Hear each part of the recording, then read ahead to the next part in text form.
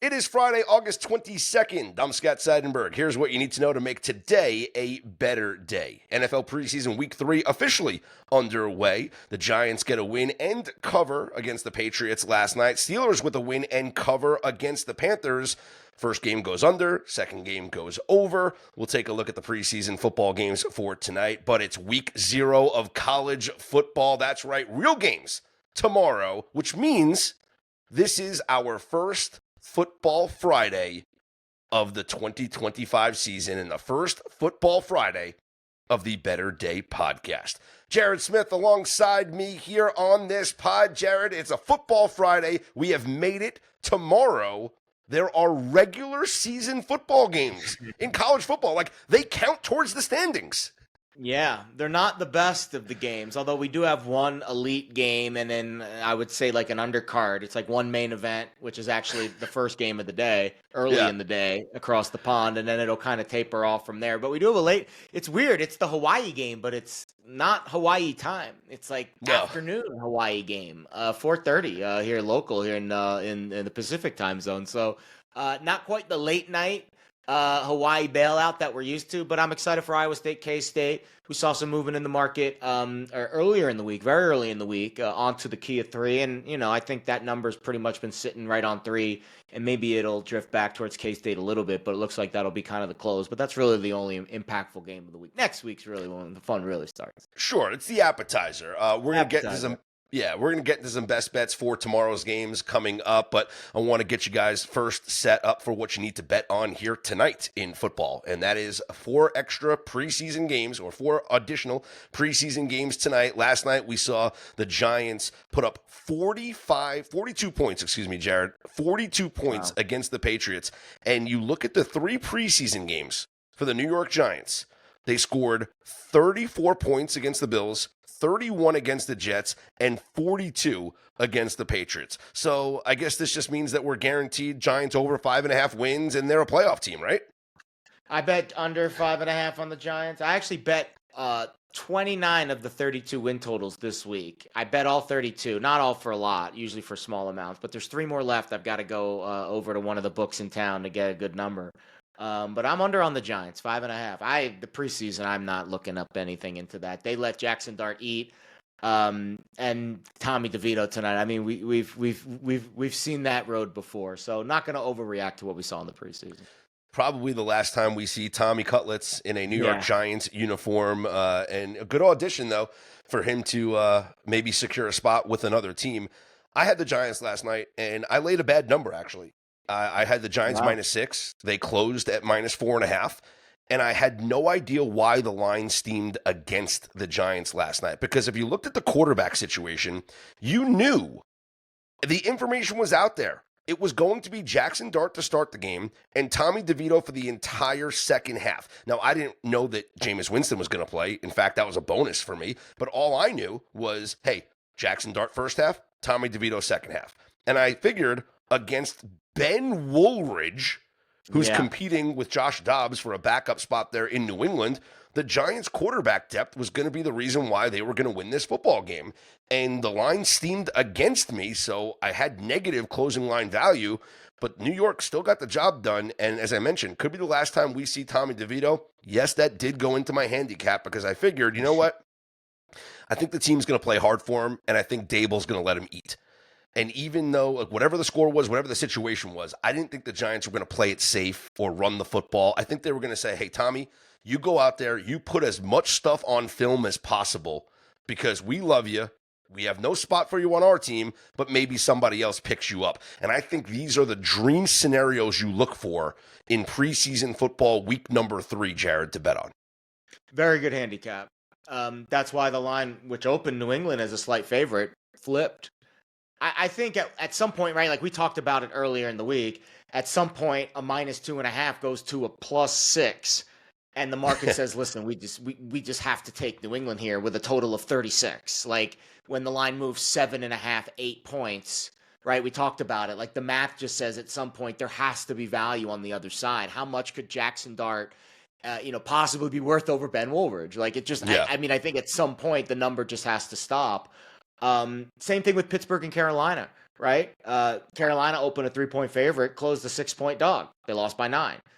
Game was the total was incredibly low in basically the low 30s. It was only 29 points and scored in the game, still stayed under. So the fade the steam theory didn't work in those 2 games, but you can kind of see why at some point there just has to be value on the other side of the market. But when you get these crazy results, especially the Vito situation, as you mentioned, that is a situational handicap that is so unique in the preseason because of the factors you laid out. And it's true. Like, they really do have a win one for the Gipper kind of vibe with DeVito, and they clearly showed that. You don't see 40 points scored in the preseason too often. Like, usually you let your foot off the gas and you just kind of coast. They scored 28 points in the second half of that game. I think they outscored them 28-0. He threw 3 touchdowns. It was great. Yeah, like, I mean, it was just it was arguably one of the it was the Tommy DeVito legacy game pretty much. Oh, the crowd loved it there. I mean, if the Giants were on the road, maybe this is a different handicap, but it played out perfectly for him to have his beautiful send-off there at MetLife Stadium last night. Tonight, we have another game at MetLife. The Jets are home, and they are hosting the Eagles. I have a handicap on this game, Jared. I've been dying to run by you. I've given it out before. I talked about it on the pod yesterday. So those that listened to yesterday's pod and got the newsletter yesterday morning, you already got this bet. And the bet is the New York Jets. Okay, so you've already gotten this bet. It's been up on the website as well at betterday.com. The bet's been up there. The reason why I love the Jets in this game. Did you hear, Jared, about the Jets' secret practice this week? The secret super practice. hey, they're running the super secret play. They're standing around, butts. Yeah, the little Giants, right? Around. They got the lineman in the backfield. The wide receiver is out, and the quarterback, he's not even there. It's such a great scene in that movie. Ed O'Neill, man. Ed O'Neill is absolute awesome. I love that. They're standing around, butts. So the Jets get demolished by the Giants on Saturday, okay? Now, the day after a game on Sunday, you play on Saturday. The day after the game would normally be, treatment day, film study day, maybe a walkthrough, if that. Well, word got released yesterday. The Jets held a practice on Saturday. It was run by the players. Justin Fields ran the offensive drills. A linebacker ran the defense. Sherwood, I think. They ran the defensive drills, right? And the only coach that was there was Aaron Glenn. No assistant coaches, no other staff members, no media was allowed. This was a secret practice that the Jets, they referred to as a walkthrough. And I think it's probably because they're probably going to get fined by the NFL, for probably violating CBA rules with practice. Who knows? But they said it was a walkthrough, in air quotes. To me, this signaled something. And it might sound cheesy, but it felt like a Herb Brooks moment with the 1980 U.S. Olympic hockey team when they got their ass kicked by Russia in the exhibition game at Madison Square Garden. He had them skating the suicides after the game again. Go watch the movie Miracle if you don't know what I'm talking about. True story. It felt to me, hearing that story, that Aaron Glenn was so bothered by the Jets' performance on Saturday that he said, "Hey, no treatment tomorrow. No walkthrough. Put your pads on. We're practicing. No media, no coaches. You guys do your own thing, but we're practicing." And it tells me that unlike other coaches that might just want to get out of Dodge healthy in week number 3 of the preseason, it tells me Aaron Glenn's coaching to win this game tonight. So I'm on the Jets because I think he wants to win this game, and I think the players want to win this game as opposed to just stay healthy and let the backups play. I think the handicap is spot on. The issue that I have with it is, man, if you're doing this in the preseason, like, the games haven't even started yet. I am concerned that the Jets are just one of those units that might not have their you-know-what together when it comes time to really play these games. But, yeah, I think for the preseason, especially against the Eagles, who are clearly off in la-la land, doing their own thing. Like, I am fascinated. I think these are two teams playing later tonight that I am fascinated to see how they start the season. I have under on both the Jets. I got 6 wins flat. I prefer playing integers if I can, other than the hooks, because for win totals, you have to get that whole extra mile to Mm-hmm. beat you, and you get the push. Like I'm doing it with the Rams right now. There's a lot of 9.5s out there. I'd rather play under 10 because then if they have to win 11 games for me to lose the bet. Same thing with the Exactly. Jets. Now they have to win 7 in order for me to lose the bet. So there's probably 5.5s out there plus money the under. I'd rather pay for the 6. And yeah, I'm under on the Eagles too because I think they've got their offensive hangover issues that might pop up on the A.J. Brown injury, which looks to be maybe a little bit more significant than we expect. But yeah, these are two very interesting teams. The Jets, the culture, I think that's the key to this, Scott. I think this is the Jets implementing their culture. This is what they want the culture to be. They want it to be chip off the old block, Dan Campbell type stuff. They want it to be it's Aaron Glenn pulling a Parcells. It's Aaron Glenn saying, hey, I learned under Bill Parcells. This is what Coach Parcells would do. And so this is what I'm going to do. This is the Parcells way. And that's, I like it. I mean, I'm an old school football guy. I like it. Yeah. I like the no nonsense I like it, approach. but it might be a rough year. I like the culture, but the culture has to be built through tough times first.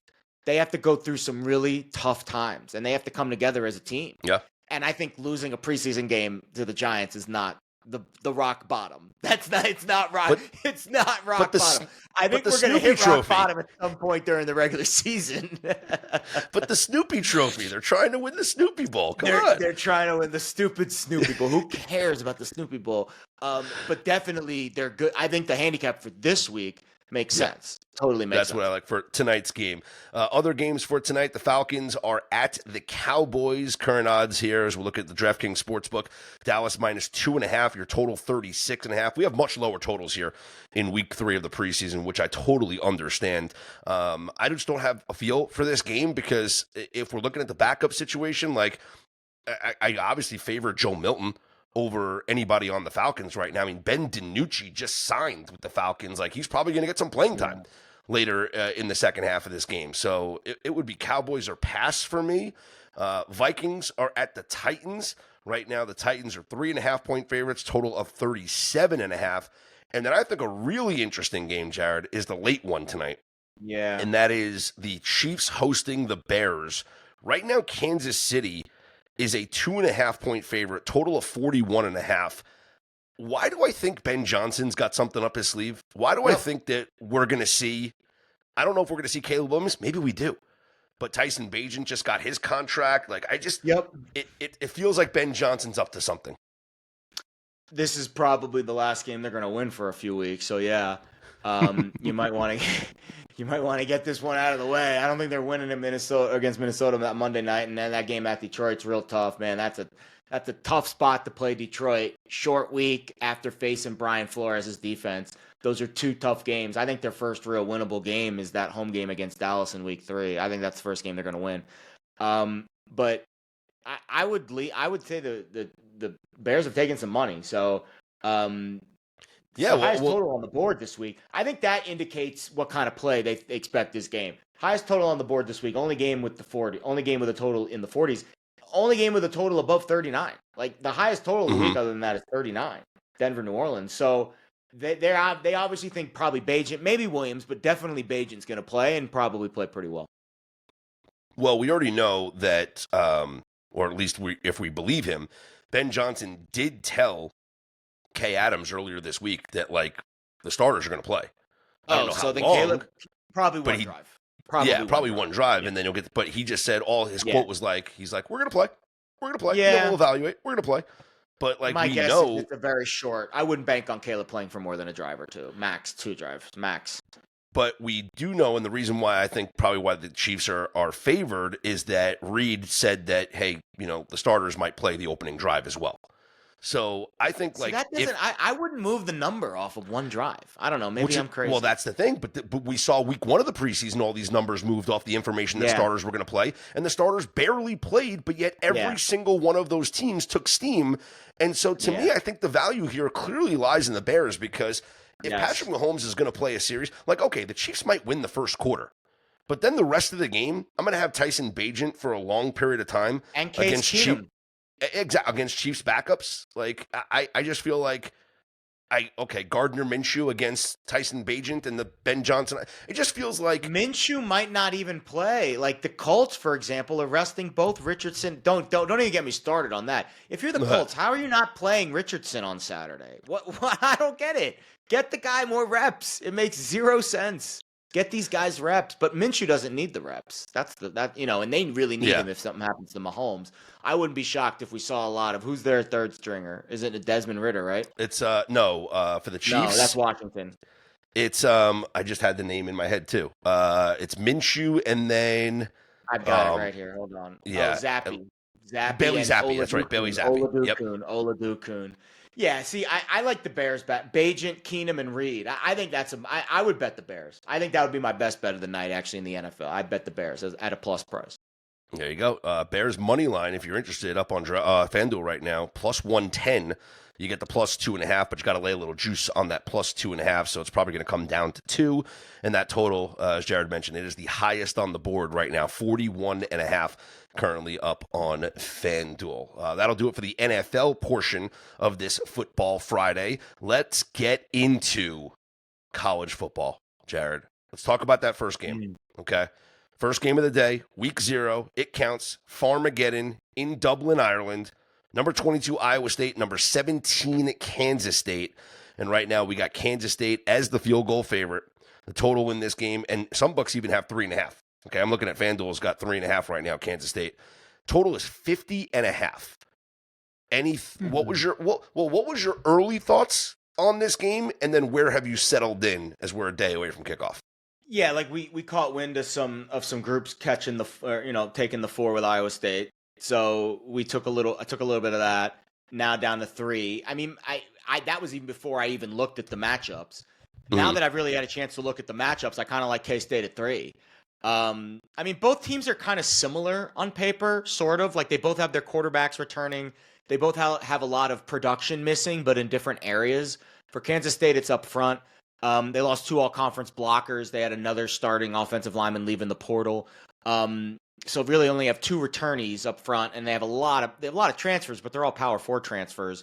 Giddens is gone. He's run for over 2,500 yards, 17 touchdowns the last 2 years. I think Avery Johnson has a very high ceiling at quarterback for Kansas State, but it's fair to question the blockers, fair to question the running game. For Iowa State, they lost their 2 big receivers, right? Higgins and Noel, both top 80 picks in the NFL draft. We love Rocco Becht. He's elusive. He's kind of a tough guy quarterback, but I think Avery Johnson has a higher ceiling. And if you're going to give me, a point in Kansas State's favor, I think both defenses are kind of Kansas State's better up front, even though they lost their best defender. For Iowa State, they run this like 3-3-3 stack defense, which I hate. I think K-State's actually have pretty good success on the ground in this game. The question is, is Avery Johnson going to turn it over a bunch, which he did last year? So if he fixes the turnovers and they run it, I think K-State wins this game. I like the under early, but I like the over late. And that's where I'm going to be on this game. So if I had to make a bet right now, which, I already have, but it would be on the first quarter to go under, okay? The first quarter total up on DraftKings right now, FanDuel right now, 10.5, minus 142 to the under, worth the squeeze. The bet to me right now is first quarter under 10.5. At that point, Jared, I'm going to look at an in-game over. I think both of these teams start the season off slow because unlike what we see in the NFL, there is no preseason in college football. Sure, you can run some scrimmages, you can run some practices with your practice squad, you got the spring game to get ready for some things, but whereas teams used to have that cupcake game to open up the season against the Sisters of the Poor, and then they would play their conference games or whatever, now you're opening up against a big-time conference opponent here, and you got 2 top 25 teams playing each other in week number 1. I think there'll be a feeling-out process early. I can see both teams a little sluggish, a little sloppy to start the game, but then they'll find their groove, and I can see the full game going over, but I'd rather take an adjusted over once the game starts off. If it happens like I think it's going to happen, starts off slow, we'll get a better number on this over in-game. Yeah, there's shading. I see 50.5, and there's a sharp shop that has 51. So, that tells you right there, 50.5. They think 51 is probably the right number. K-State lost their offensive coordinator, Connor Riley, who's also their offensive line coach. He's now in the NFL. So yeah, I could absolutely see there being a little bit of a slower pace to maybe Kansas State's tempo early. They did promote from within, Matt Wells, so it's continuity they still have. They're going to pound the rock. Kansas State's going to run the ball in this game. That 3-3-5 that Iowa State plays, it's just inviting the run. It's very light boxes. They're kind of confusing you against the pass, but they play a very light box. So Avery Johnson's going to be pounding the rock all day long. And yeah, you would think the run game will become more effective as the game goes on. Another thing to consider, too, I don't know what the weather's going to be like, but what's the turf going to be? We've seen, issues. This game's been played in Ireland. It's not being played, it's on the pitch. It's not on a, American football field. So just keep, do a little research there. I haven't personally looked at that, what the turf conditions are, what the field conditions are, but that is definitely something to keep in mind. Before you get to Saturday looks morning. like the conditions appear to be beautiful. Looks Perfect. like So then you don't have to worry with about temperatures hovering around 21 degrees Celsius with the breeze at 13 kilometers per hour. Sure. That's the report coming. Stiff. I'm more interested about the field turf and what they're playing on. So 70 degrees Fahrenheit. We've seen some issues with the Tottenham Hotspur Stadium before in that regard. Again, I don't know. I'm not a turf expert. B, there's one game played on this turf every year, and it's very random. So keep an eye on that. But I think K-State wins. I think at 3, K-State's the bet, and I like your total strategy with the first quarter under, maybe second half over. Yep, that's where I'm going. Other games on the schedule for tomorrow, you have UNLV here in Vegas hosting Idaho State. And you want to talk about steam. I mean, UNLV has taken steam. They are now up to a 27.5-point favorite.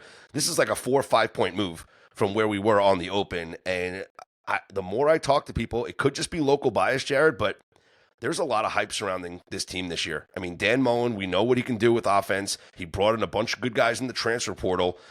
It feels like, well, we know they're the second team in this conference behind Boise State, right? It's all going to come down to that game on the blue turf. But to have this big of a move for a week 1 game, I know it's Idaho State. Does UNLV win by 4 touchdowns? Yeah. I mean, I wouldn't bet Idaho State. I think you give Mullen the benefit of the doubt until he gives you a reason not to. From everything I've heard, they've recruited really well. They're running it like an NFL program. They're practicing at the Raiders facility. He has connections through the roof. He's obviously bringing in a lot of SEC people. I know some of his staff, for example, one of his recruiting directors used to work with Nick Saban. I just think they're very professional in how they go about their business. And when you bring that to the Mountain West, I think it's going to have success. Now, X's and O's wise, we'll see. I think Alex Orji's going to take snaps for them. So they're going to be unique at the quarterback position. It might be a little bit of a dual threat. I think they actually have 2 guys that they're going to run, Orji and one other guy. I forget the other name. Calandria. There you go. Yeah, the kid from Virginia. That's right. So we'll see who wins that job. We'll see how it goes. I think Boise State, just based off reputation alone, still deserves a slight nod in the Mountain West. But make no mistake, if this UNLV team plays to the ceiling, they are very much in the CFP Group of 5 discussion. Oh, yeah. Like I said, it's going to come down to them and Boise. Yeah. And they'll probably play twice this year. They'll play once in that regular season game, and then they're going to play in the Mountain West Championship game. And the winner of that regular season game is going to have the leg up because that team is going to wind up hosting the Mountain West title game. So if Boise State wins in the regular season, then UNLV has to go to Albertson Stadium to play in the Mountain West title game. That's a difficult task there. But I do think that I was looking at the futures odds, and you can get something like plus 500 or so for UNLV to win the Mountain West. I actually think the better move might just be to bet. I think the better move might just be to bet them in both games against Boise State. Yeah, or just bet them to make the playoff, because if they win the Mountain West, they're probably making the playoff. Yeah. I don't know. I don't know what the difference is between those odds. You might have to shop around a little bit. They are very live. And they're going to kick the crap out of Idaho State on Saturday. For sure. Might take a look at a team total here. UNLV. Yeah, you might get some fun games. The extra games, usually they pop up those derivative markets pretty late because this is an extra game. UNLV to make the playoff is plus 1,500. I would rather have that than 5-1 on them to win the Mountain West. It's a great point because, I mean, if you think they're plus 650 now to win the Mountain West. Who is the other? But who is the other team that comes from the Group of 5? If UNLV wins the Mountain West and unseats a team that was a top 4 team in the CFP last year, they're making the freaking playoff. So it's like, because you're fighting for that 12 seed, right? So it's who's going to be the highest ranked champion. You just have to, I mean, you're going to have to battle against the American, right? It's Tulane or Navy, or, it's the winner of the American. Are they going to be ranked higher than UNLV? Maybe. That's the question. I think the gap there between 650 and 15-1 feels pretty good It's for worth that, it. though. Yeah. It's a good shot. It's a good long shot. I also think Mullen you also, right, the handicap of the CFP is still also, it's like an awards market. People are voting, and Mullen is a name. Mullen will attract an extra vote or two just based off of the SEC bias. And also Vegas becoming this big market now in sports. I mean, honestly, there's a chance that if he is able to raise the level to the ceiling of the potential, there's money in town, and there's operations that can be pushed towards them being a legit program. It's going to be fun to watch. I hope they live up to it. There's definitely a little bit of bias, though, here in town. Yeah, absolutely. Elsewhere, you got Kansas hosting Fresno State. Kansas a 13-point favorite, and we got a total here of 50.5, it looks like. Any feel for this game? No, we saw 14 early with Fresno. Kansas lost a lot. They lost Neal. They lost a couple of receivers. They still have Jalen Daniels coming back, but that's about it. I mean, I think that, off of 14, if it gets back to 14, I think the Sharps like Fresno State, from what I heard. Yeah, I have no feel for this game at all, to be honest with you. I mean, I had a slight inclination towards the over, but I have absolutely nothing on this game. In this next game Daniel's a really good player. Yeah, Daniel's the best player on the field. That's really all I know about this game. Sam Houston State takes on Western Kentucky. Western Kentucky minus 10.5. Total is 61.5. I like the under here, and it has nothing to do with any. It has nothing to do with any handicapping. It just has to do with the fact that I have seen the number maybe go down a bit, and I'm steam chasing right now. That's about it. Yeah, we saw Western Kentucky take some money too. I think so early for me with college football. Less is more. These teams have so much turnover. If I know a number is going to move and I like the side, I will bet it just based off of that alone. If I get some information that something's about to move.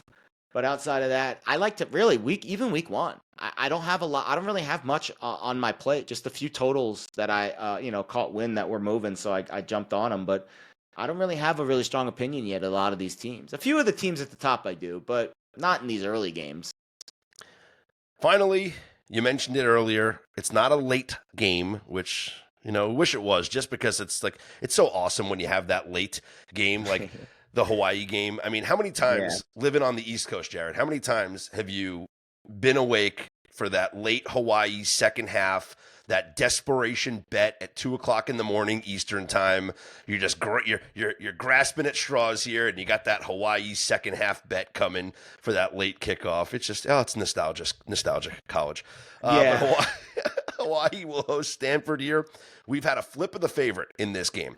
So Stanford was a favorite. All the money came in on Hawaii. Hawaii is now a 2.5 point favorite. I went in on Hawaii money line. It is now at minus 125 up on FanDuel. Total here is 50.5. And to me, it's all about this offense for Hawaii. They have the kid from Vegas is their quarterback from Bishop Gorman, who never lost a game in high school. I mean, you go look at this kid's high school record. It's absolutely unbelievable. But in this Timmy Chang offense, I mean, they are going to throw the ball and throw it all over the place. So last year, the quarterback, Mike Alejado, is that how you pronounce it? I think this kid, he played one game last year. It was against New Mexico, last game of the year. He threw for 469 yards and 5 touchdowns. Wow. He also rushed for over 50 yards. I think this kid's good, and I think that this offense is going to be good. Stanford, meanwhile, I think they're a mess. They had to get Andrew Luck had to call Frank Reich in to coach this team because they lost their coach like a month ago? Come on. Hawaii's the move for me. Hawaii, right now. Stanford's going to be bad. I bet under 54.5 very early, back on July 25th, almost a full month ago, because I had we caught wind that was going to move down. Now at 50.5, I would say bet the over. Now you're at that on 50. Total moves 4 points. I mean, that's a pretty big move in college football. But yeah, we haven't hit a key yet. So I guess there's maybe still a little bit of value on Hawaii. Haven't hit a key yet. Still at 2.5. I see a 2 out there. Maybe just bet Hawaii money line, right? That's what I did. Just take the money line. Yep. Mm-hmm. That's the play. I think the Rainbow Warriors start the season with a victory. Week 0. It's crazy. So excited. College football is officially here, and NFL regular season action will be here before we know it. Let's talk some Major League Baseball, shall we? Baseball yesterday, Jared, we had 9 games on your Thursday schedule. A lot of day games, getaway day situations. A lot of 4-game series that are beginning. We had a couple of 4-game series that wrapped up, but it was a 9-game schedule. 8-1 to the over. It felt like a public day yesterday, Jared. Yeah, you got to be careful. Getaway days can be tricky. Yep. Some dogs did win. You had the Nationals beating the Mets. You had the Red Sox beat the Yankees last night. And what other underdogs came through here? Brewers beat the Cubs as dogs. And so the A's Twins as well. But 8-1 to the over yesterday. Let's see if it carries in to your Friday action. Tonight we have the Rockies at the Pirates. Antonio Senzatella for the Rockies and Ben Ashcraft going for the Pirates. Nationals are at the Phillies. Phillies just playing great baseball right now. Taijuan Walker goes for Philly. Cade Cavalli for the Nationals. Phillies minus 175. It feels like the Nationals, who are coming off 2 upset wins over the New York Mets, it's the fade time now. Like, I don't think they carry this momentum into Philadelphia. I think the better team Agreed. just kind of, Totally agree. I was thinking that today. I was like, the beats 'em Nats have here. won 2 in a row. That's fade time. Yeah. 2-0 against the Mets at home. Like, you feel good about yourself, right? Yeah. Especially because the Mets have this big payroll, and it's like, hey, we kicked their ass, and now you got to go play the Phillies in Philadelphia, where they are just humming right now. 40-21 at home. They've won 4 straight games. Philly's just clicking on all cylinders right now, so it would be Philly or pass for me. Yankees and Red Sox do it again tonight in the Bronx, Jared, and I'm curious your thoughts about this. Max Fried starts for the Yankees. They're minus 165. Brian Bayo goes for the Red Sox. Red Sox win last night. Chapman gets the save. 6-3 is the win. Max Fried, in his last several starts, 7 earned runs, 4 earned runs, 4 earned runs, 4 earned runs, 6 earned runs, 4 earned runs, 3 earned runs, 4 earned runs. He had a 5.54 ERA in July and a 9 ERA here in August. Something's not right with Max Fried. Yeah, usually pitchers do go through this. He's had injuries in the past. You hope it's not that. To be fair, he had a blister. He was dealing with a blister. I don't know if that's affecting him still, but it could be. It could be. To be fair, like when he does find it, it'll go back to 1-2 earned runs real quick. Mm-hmm. I'm more concerned about the 4 errors because that's what bit them in the ass in the World Series last year. That to me is the bigger concern last night. Just completely sloppy with the baseball. I think I saw a Jazz Chisholm quote that went viral after the game about how bad they were. That is more concerning because if that's going to go south, you don't really have the rest of the team clicking on all cylinders right now. You're kind of going, other than Stanton, who's the only hot one. Judge is kind of treading water. The rest of the team is kind of, pushing through, especially the starting pitching. So the defense has to show up every night, and last night it wasn't there. And the bullpen, terrible. I mean, Bednar blows the save 2 nights ago. Bad all year. The bullpen's been kind of up and down. Weaver couldn't hold it yesterday. Yeah, it's been bad. I think they still make the playoffs. I do think they still make the playoffs. But last night was definitely not their best night. I'd play the over tonight. That's what I would play because I think Fried's going to give up runs, and I think the Yankees offense can get to Bayo. And we know, hey, if they keep making errors, more runs are going to score. So I'd play, especially because you got Max Fried on the mound. You're kind of getting a discount on this total. It's at 8.5, and I feel like between the Yankees and the Red Sox, it should actually be 9 or 9.5. So I would go ahead. Yeah, I'd play over 8.5 right now, Yankees and Red Sox. Astros are at the Orioles. Lance McCullers for the Astros. Cade Povich for Baltimore. Astros finally snapped out of their slump yesterday. This is a team that had lost 4 straight games, got shut out in 4 of their last 5 games, or 4 out of the last 6 games they got shut out in. But they broke out 7-2. A win yesterday for the Astros. We'll see if they carry that momentum here tonight. Royals are at the Tigers. Ryan Bergert for the Royals. Casey Mize for Detroit. Blue Jays are at the Marlins. Shane Bieber, Jared, makes his Blue Jays debut. Wow. We haven't seen Shane Bieber pitch. We haven't seen Shane Bieber pitch since early in last season 2 games he Wow. pitched for Cleveland. Now he makes his Toronto debut tonight. I have no idea what he has. I haven't looked up his. I'm sure he's had a bunch of minor league outings. Yeah. No idea what he has left in the tank. I mean, let's talk in best case, worst case. Worst case, he's a disaster, and Toronto needs to reload. Best case, the ceiling I would say is pretty high. If he has anything left. I mean, he's a guy that has a ton of experience, and that's what Toronto's lacking right now is postseason experience. They're going to get to the playoffs, and they're going to be deer in headlights because these kids have never been there before, and he has it. So that would be interesting if he has something left. I have no idea if he has anything left, though. No idea. I just looked this up. Right now, the Blue Jays are minus 162. Now, we don't know who the pitcher yet is for Miami. Yeah. I feel like Marlins have been feisty, too, especially down there in Miami. I think we have to bet the Blue Jays. Or maybe Blue Jays first 5 because the Bieber return. I'm going to read this to you, okay? Shane Bieber's final rehab start, August 15th, AAA Buffalo Bisons. 7 scoreless innings, 4 strikeouts, no walks. Overall, in his performance, by the way, of those 90 pitches, 64 for strikes. He threw 29 innings in 7 rehab starts this year.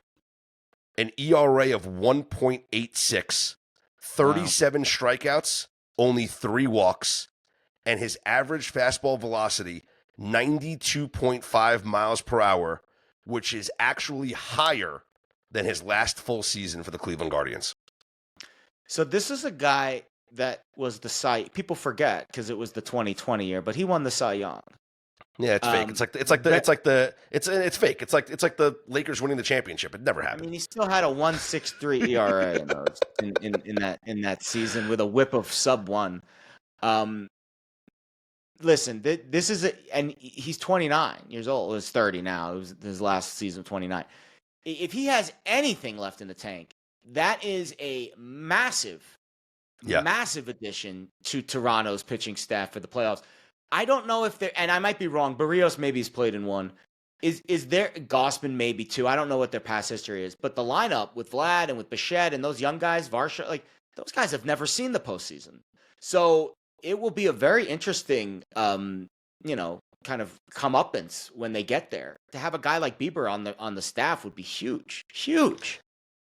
I'm going to go Blue Jays first 5 tonight. I'm going to back Bieber.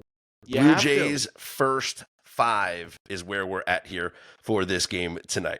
Elsewhere on the schedule, the Mets are at the Braves, and Joey Wentz goes for the Braves. For the Mets, it'll be Nolan McLean, the rookie who made his debut last week and was phenomenal in his first career Major League start. 5 1/3 shutout innings against the Mariners. Only 2 hits allowed, 8 strikeouts for Nolan McLean in his Major League debut. I mean, the Mets are not playing good baseball right now, but do we back this kid? I don't know. I think you stay away from the Mets like the plague right now. I might just be interested in the under for the game.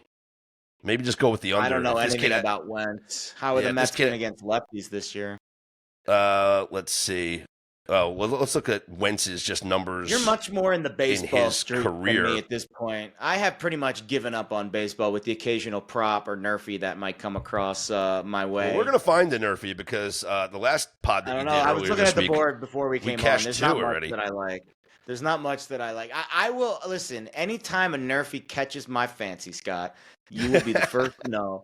I did see a couple of people I trust on the Ryan Nelson strikeout prop tomorrow. Or tonight. All right.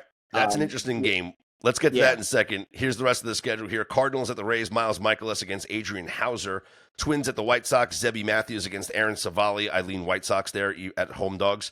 Guardians are at the Rangers, Slade Ciccone against Nathan Eovaldi. Rangers heavily favored with Eovaldi at minus 175. That Giants might be a good nerfy. Ciccone's 28-5 to the nerfy in his career. This is a play? Eovaldi's like an 80% nerfy guy in his career too. Rangers have been average. We found the play. We found the play. That might be the play. Cleveland, Texas nerfy. Minus 125. That's the play. Yeah, I think Cleveland, Texas, Nerfy. All right. Giants are at the Brewers. Wizen Hunt goes for the Giants. Jose Quintana for the Brewers. Cubs haven't announced the pitcher yet. They're at the Angels and Tyler Anderson. Let's get to this Reds game against the Diamondbacks. Zach Littell against Ryan Nelson. I don't want to bet against the Reds because I think that they are surging and I think they're a playoff team. In fact, if you're asking me who makes the playoffs, Reds or the Mets, I'd lean towards the Reds. But Zach Littell, Jared, is a total regression candidate. He has one of the highest, this is an incredible stat that I love to give out when it comes to pitchers and regression, okay? Zach Littell has the second highest left on base percentage in Major League Baseball. When you have a high left on base percentage, that means, what does that mean? Let me explain it to the audience. A high left on base percentage means that you're allowing runners on base, but they're not scoring.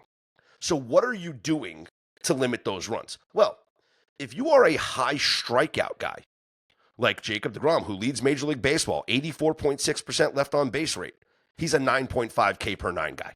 It makes sense. If you're a high strikeout guy, like another top tier left on base percentage, Hunter Brown, 10.27 Ks per nine. Garrett Crochet, 11 Ks per nine. Zach Wheeler, 11.7 Ks per nine. Tarek Skubal, 11.3 Ks per nine.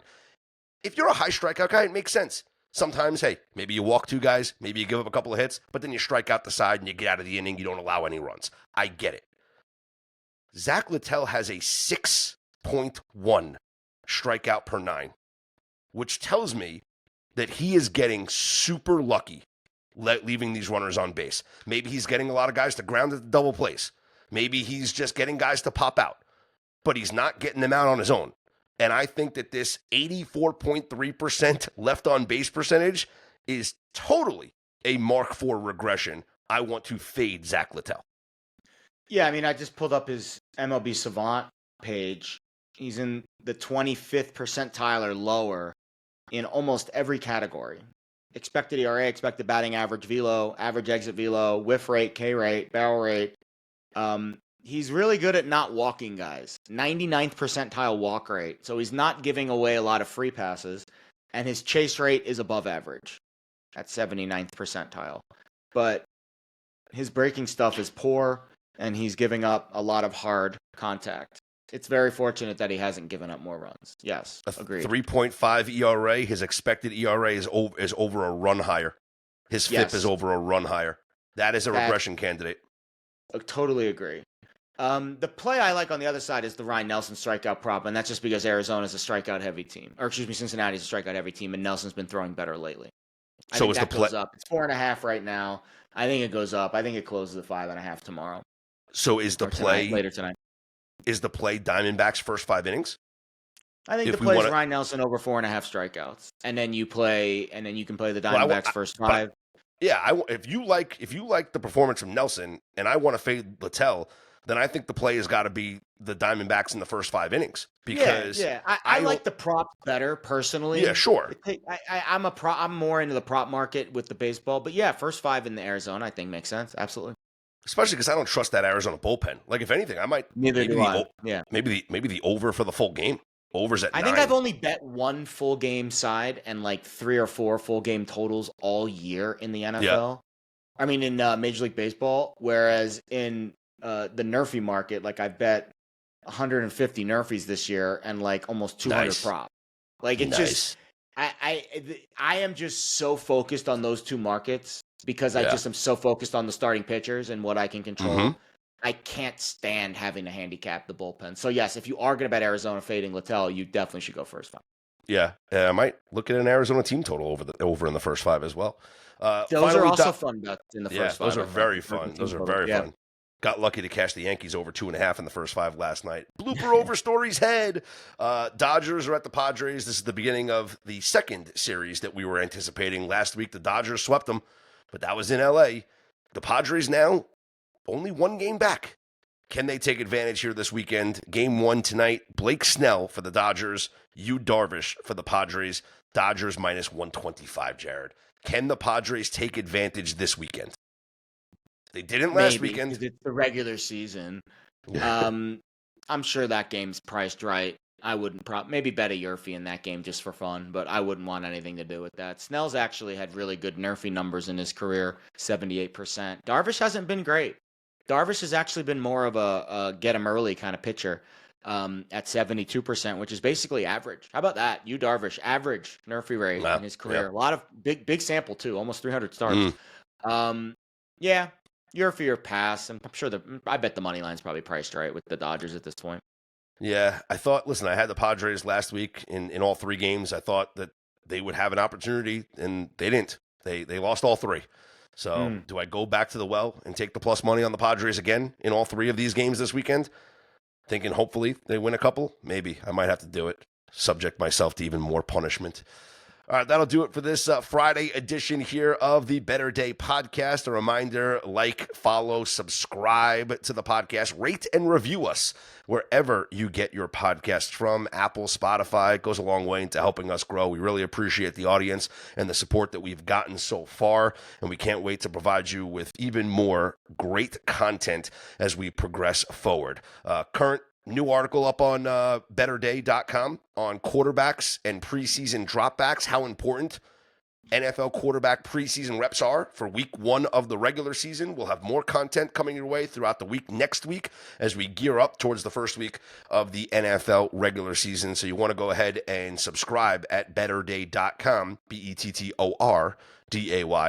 This way you'll get all the newsletters in your email every single morning, Monday through Friday, and you'll get the articles and things that you need to check out. Also, the picks page is live for you. You can check out the picks there, all for free for you members of the website. Follow Jared on Twitter at Jared Smith Bets. You can hit me up on Twitter at Scott's On Air. Here's hoping you make today and every day a better day.